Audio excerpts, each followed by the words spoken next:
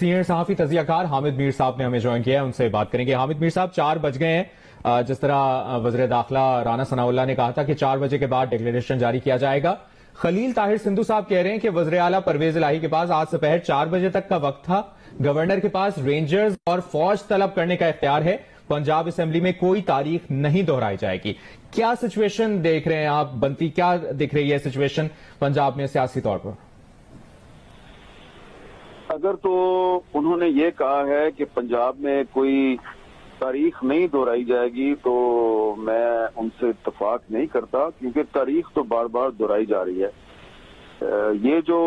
Assembly توڑنے کا اعلان ہے اور پھر گورنر راج کے نفاذ کی دھمکیاں ہیں،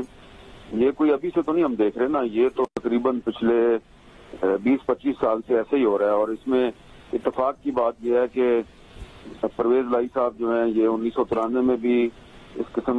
کی جب صورتحال تھی تو اس کا کردار تھے، پھر 1995 میں بھی ایسی صورتحال کا وہ کردار تھے، پھر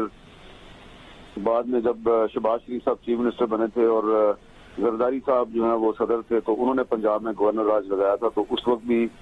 یہ کردار سارے جو ہیں یہ موجود تھے۔ شہباز شریف صاحب اب وزیر اعظم ہیں، زرداری صاحب جو ہیں وہ پیپلز پارٹی کے کو چیئر پرسن ہے اور لاہور میں بیٹھے ہوئے ہیں، تو یہ سارے معاملات جو ہیں یہ پہلے ہو چکے ہیں۔ لیکن اس میں میں یہ سمجھتا ہوں کہ میں بڑی دفعہ ایک بات کہہ چکا ہوں کہ کچھ چیزیں جو ہیں وہ ہم میڈیا پہ ہمیں نظر نہیں آتی ہیں اور فیصلے جو ہے وہ کہیں اور پہ ہوتے ہیں۔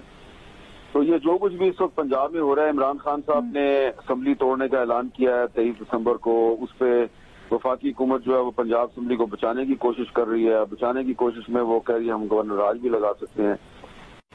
تو اس میں الٹیمیٹلی ایسی صورتحال بن سکتی ہے کہ اس میں شہباز شریف صاحب کا بھی بہت نقصان ہو جائے گا اور عمران خان صاحب کا بھی بہت نقصان ہو جائے گا اور آصف زرداری صاحب کا بھی بہت نقصان ہو جائے گا۔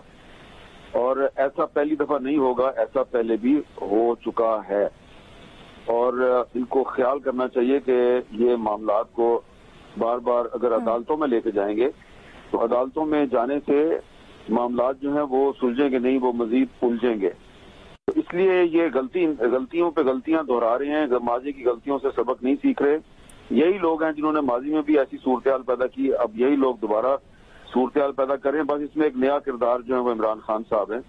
تو ان کو بھی خیال کرنا چاہیے اور جو باقی کردار ہیں ان کو بھی خیال کرنا چاہیے۔ حامد میر صاحب، آپ جو بات کر رہے ہیں، جو خدشہ ظاہر کر رہے ہیں، بڑا تشویشناک ہے سر، اور خاص طور پہ آپ وفاق میں بیٹھے ہوئے بات کر رہے ہیں۔ ایک تو یہ ذرا واضح کر دیجئے گا، آپ یہ جس خدشے کا اظہار کر رہے ہیں کہ وہ صرف پنجاب کے لیے یا اوورآل آپ بات کر رہے ہیں؟ دوسرا یہ بھی سر، یہ جو اشارہ دیا ہے نون لیگ نے کہ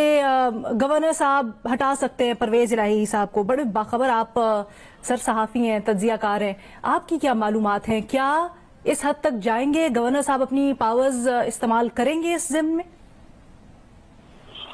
دیکھیں، اس طرح کی صورتحال کافی سال پہلے جب پیش آئی تھی تو اس وقت جو پنجاب میں گورنر تھے چودھری الطاف حسین، تو وہ جو ہے چیف منسٹر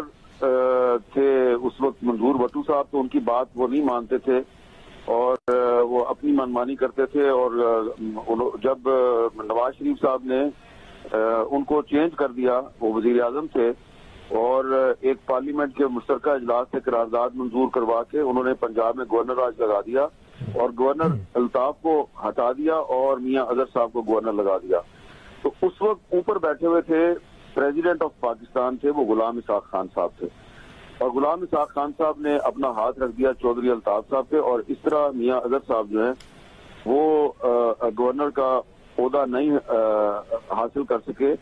اور بس یہی ہوا تھا، آئی جی پنجاب بدل گیا اور چیف سیکرٹری پنجاب بدل گیا۔